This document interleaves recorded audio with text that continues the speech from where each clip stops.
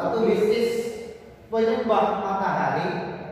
Untuk menakutkan Ratu Bilqis yang mempunyai kerajaan yang sangat besar, maka Nabi Sulaiman menyelipkan ayat Bismillahirrahmanirrahim di dalam suratnya. Innahu min Sulaimana wa innahu bismillahirrahmanirrahim. Akhirnya Ratu Bilqis, ratu yang punya kerajaan yang cukup luar biasa besarnya, bisa tunduk kepada Nabi Sulaiman. Salah satu hal karena dia ada persoalan Bismillahirrahmanirrahim dalam ayatnya ya.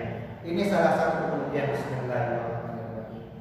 Nabi Ibrahim seperti yang pernah saya ceritakan kemarin, dia menjadi selamat dari api, tidak terbakar oleh api gara-gara membaca Bismillahirrahmanirrahim. Jadi nanti kalau kalian belajar tentang ilmu kekebalan, belajar kepada kiai atau orang yang paham tentang ilmu itu, mesti nanti diberikan tentang Bismillahirrahmanirrahim. Qulna ya narukuni bardan wa salaman ala Ibrahim. Bukan bardan ya, bukan nama bardan yang kita sini.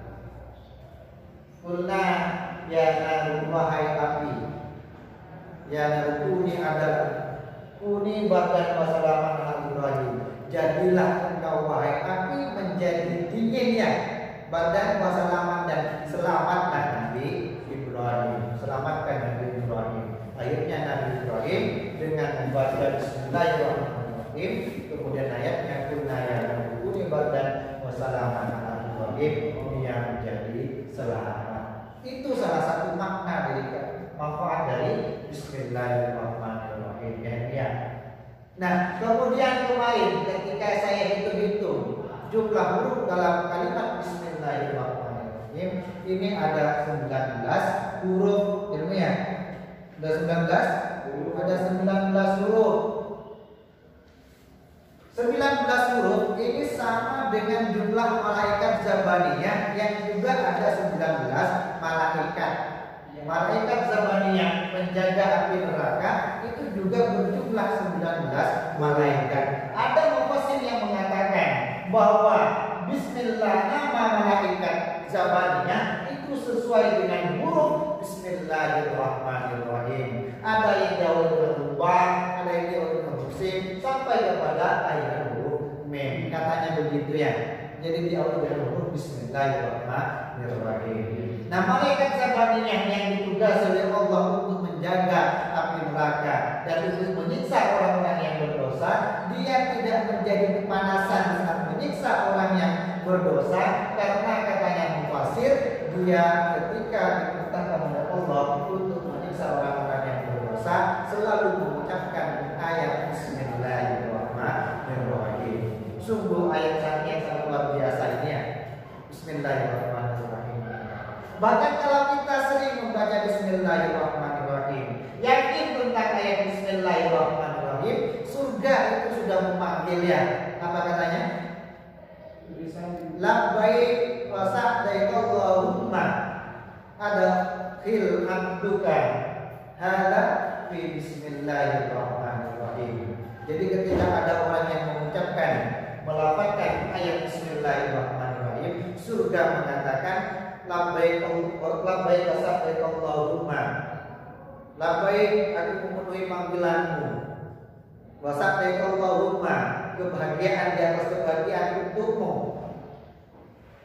Allahumma, ya Allah, arti dimasukkanlah abduka hadza, hambamu ini, hambamu ini, karena mengucapkan Bismillah, karena bersolat Bismillahirrahmanirrahim. Jadi kalau mau dirindukan surga, kalau mau masuk surga, kalau mau masuk kepada surga Allah, maka kita bacalah Bismillahirrahmanirrahim.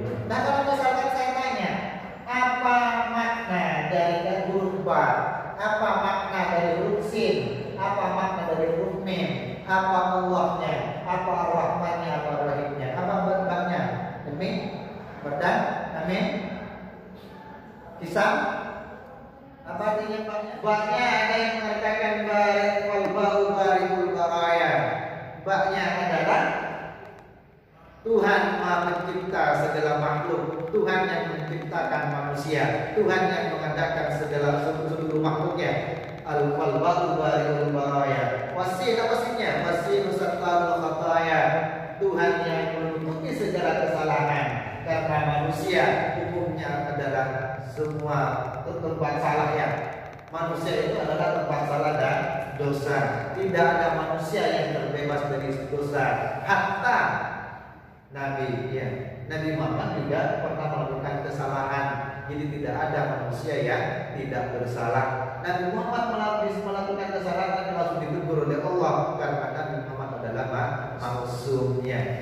Seperti contoh misalkan ketika ada salah satu sahabat Abdullah bin Maktum menyela di saat Nabi Muhammad lagi rapat bersama pembesar pembesar yang sangat penting dan genting sekali.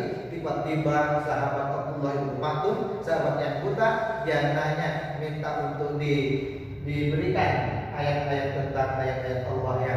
Kemudian Nabi Muhammad pada waktu itu bermasa muka, mau marah, sehingga Allah menegur dan Muhammad dengan sebuah ayat.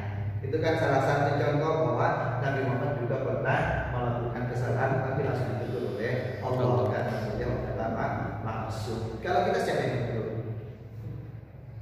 Gak ada kita yang kecuali atas kesadaran kita sendiri. Ini sim Sattarul Khataya.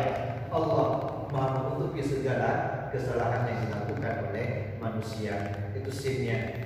Manusia sebagai insan ya. Manusia tentang insan. Apa makna daripada insan?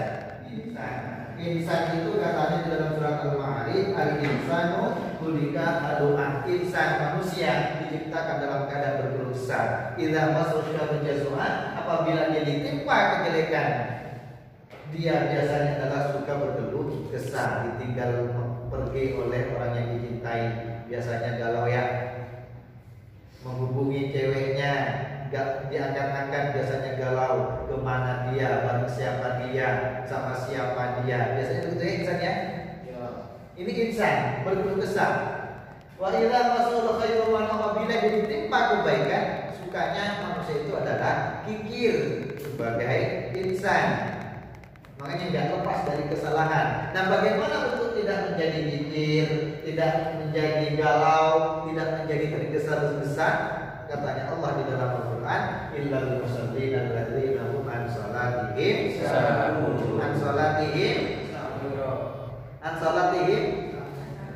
sahun. Saya tidak membaca surat Al-Ma'un. Kalau Al-Ma'un kan al-ayat alladzi yukazzibu bid-din wa dzalika alladzi yad'ul yatim wa la yaqutu 'ala ta'amil miskin wa wailul lil musallin alladzina hum an salatihim. Ini sahur. Tapi kalau saya membaca surat Al-Ma'arij tadi, innal insana khuliqa halu'a idza massahu syarru jazua wa idza massahu khairu manu'a illal musallin alladzina hum an salatihim daimun. Bukan sahurnya. Ini efek hafal-hafalan ini. Nah, pondohan yang hafal-hafalan ketika membaca ayat illal musallin alladzina hum an salatihim daimun, bukan sahur. Karena yang saya baca surat Al-Ma'arij, bukan surat Al-Ma'un ya. Jadi untuk tidak galau, tidak tergesa-gesa, tidak suka sakit hati, tidak suka marah-marah, tidak pikir, kata Allah di dalam Al-Quran, maka lakukanlah sholat yang dimana sholatnya adalah daimun. Ada yang mengartikan daimun itu adalah sholatnya khusyuk, ada yang mengartikan daimun itu sholatnya tidak pernah tidak mengerjakan ibadah sholat, selalu melaksanakan ibadah sholat ya. Daimun selamanya, tidak pernah tidak mengerjakan ibadah sholat, khusyuk dalam melaksanakan ibadah sholat ya.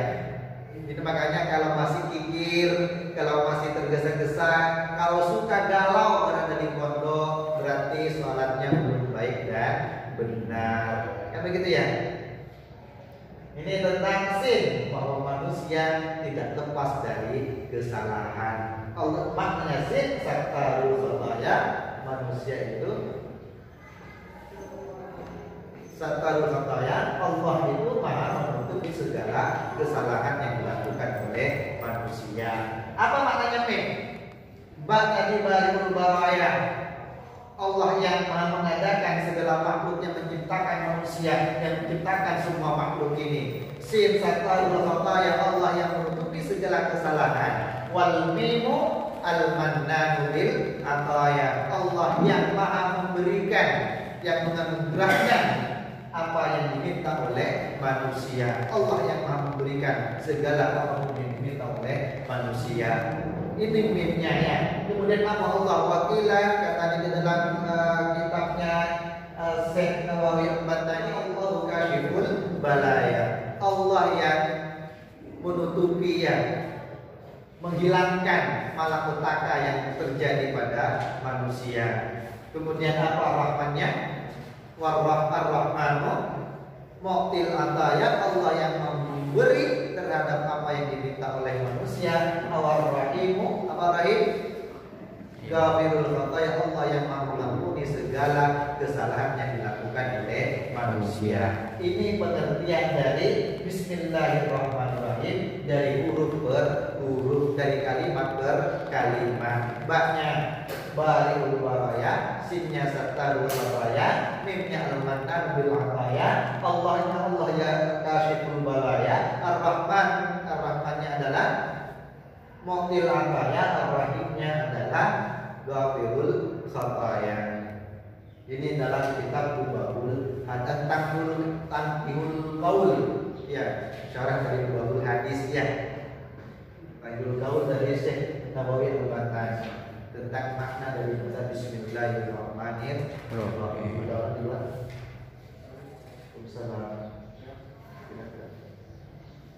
Ini Bismillahirrahmanirrahim. Kemudian Bismillahirrahmanirrahim juga mengartikan baknya itu adalah apa artinya baknya? Buka utaibin. Pernah ya? Baknya itu adalah buka utaibin, tangisan orang-orang yang berbuat dosa, orang-orang yang bertaubat. Baknya adalah buka utaibin, tangisan orang-orang yang bertaubat. Was apa sihnya?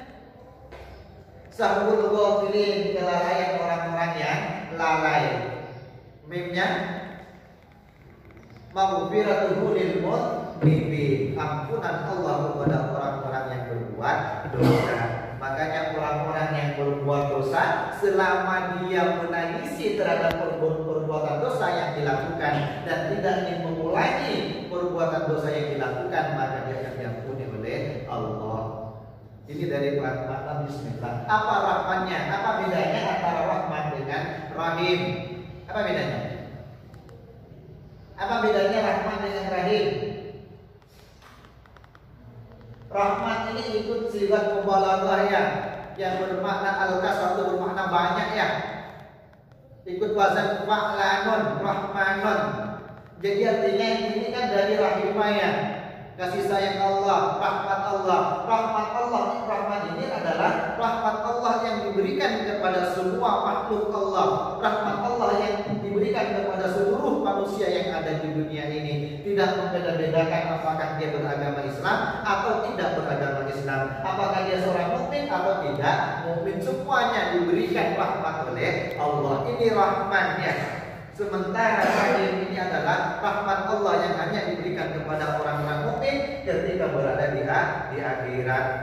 Makanya ketika saya tanya sama anak putri, nanti kamu mau bahagia di dunia atau mau bahagia di akhirat? Ketika dijawab, saya mau bahagia di dunia dan akhirat, Pak, maka kalian cari yang bernama Rahman dan Rahim. Kan begitu ya?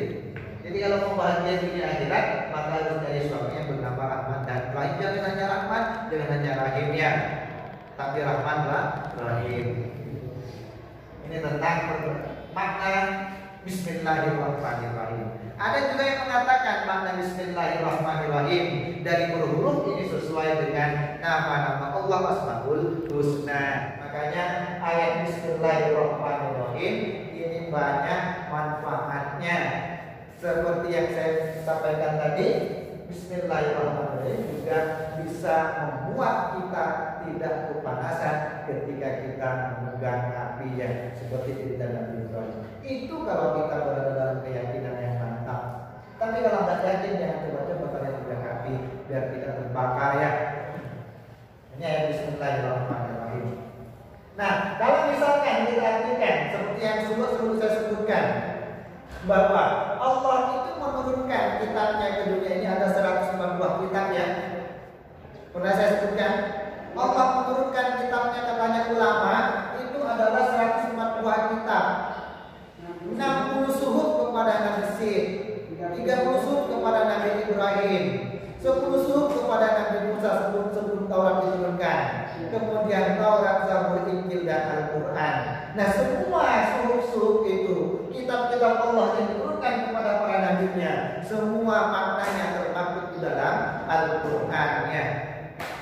Dan semua makna yang ada di dalam Al-Quran itu sudah termaktub di dalam surat Al-Fatihah. Dan semua makna dalam surat Al-Fatihah, kandungan makna dalam surat Al-Fatihah itu sudah termaktub di dalam ayat Bismillahirrahmanirrahim.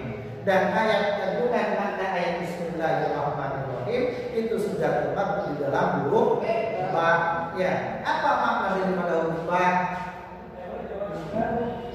Makna daripada huruf ba itu adalah bikana makana liyakunu mayakunu fawujudul awalimi bikana makana, sebab aku yang ada pasti ada, liyakunu dengan sebab aku yang akan ada pasti akan ada, fawujudul awalimi maka adanya alam semesta ini disebabkan karena adanya aku.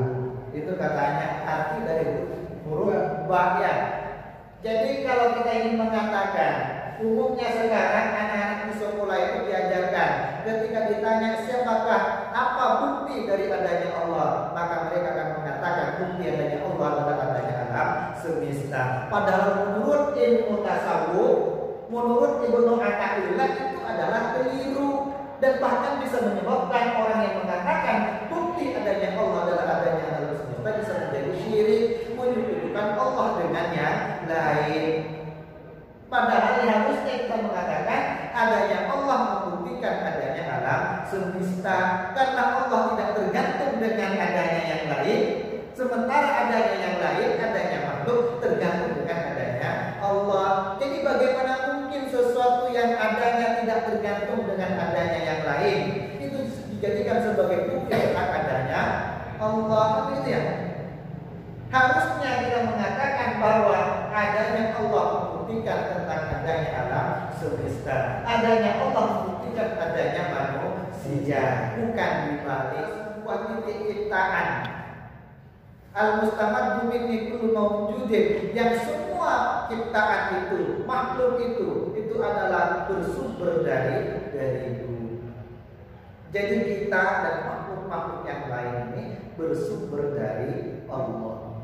Menjadi makanya itu adalah arti daripada nokta, daripada titik yang bukan titik yang bukan ini ya, yang titik yang dikasih ada kasrah, tapi titik awal pertama tadi Bismillahirrahmanirrahim itu makna daripada Bismillahirrahmanirrahim.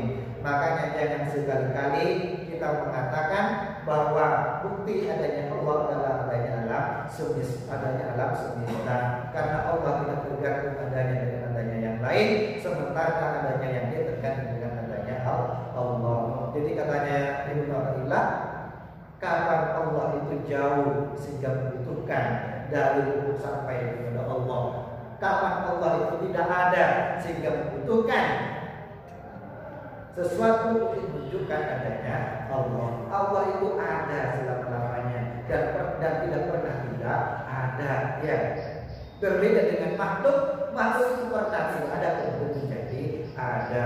Allah itu ada tanpa diakhiri dengan apapun. Allah itu ada tanpa diakhiri dengan apapun, tidak diawali dengan apapun, juga tidak diakhiri dengan apapun. Sementara adanya makhluk, adanya manusia diawali dengan apapun dan diakhiri dengan apapun. Kan itu ya?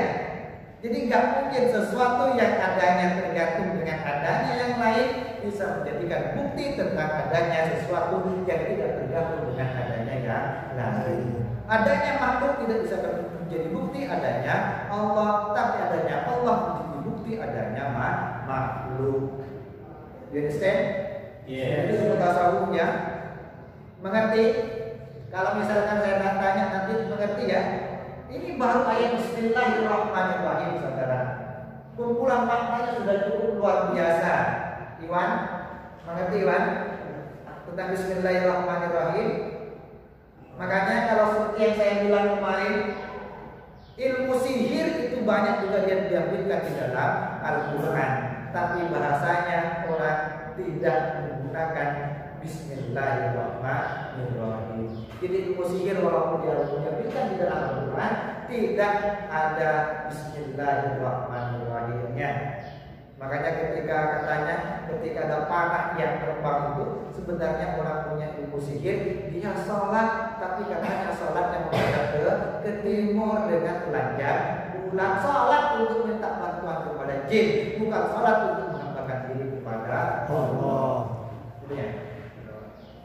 Ini tentang makna Bismillahirrahmanirrahim. Jadi nanti bisa dijadikan sebagai ilmu kanuragannya.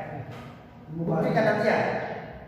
Buktikan untuk menaklukkan Nabi Ibrahim saja, menaklukkan Nabi Sulaiman, menaklukkan raja, ratu yang berkuasa, yang kerajaannya cukup luar biasa, ditaklukkan dengan salah satunya menggunakan ayat Bismillahirrahmanirrahim. Innahu min Sulaimana wa innahu Bismillahirrahmanirrahim. Mungkin berkat ayat Bismillahirrahmanirrahim seorang ratu yang berkuasa itu menjadi takluk di tangan Nabi Sulaiman. Nabi Ibrahim tidak kepanasan gara-gara Bismillahirrahmanirrahim. Malaikat Zabaniyah, penjaga api neraka, tidak kepanasan ketika menyiksa orang-orang yang berdosa gara-gara dia mengucapkan ayat Bismillahirrahmanirrahim. Sifat api terusnya bisa membakar, tapi malaikat Zabaniyah tidak kepanasan, tidak membakar karena kata-kata tafsirnya dia adalah membaca Bismillahirrahmanirrahim. Itu salah satu keagungan dari ayat Bismillahirrahmanirrahim. You understand? Yes, sir. You understand? Insyaallah. Baik itu. Nah, ini Bismillah ya.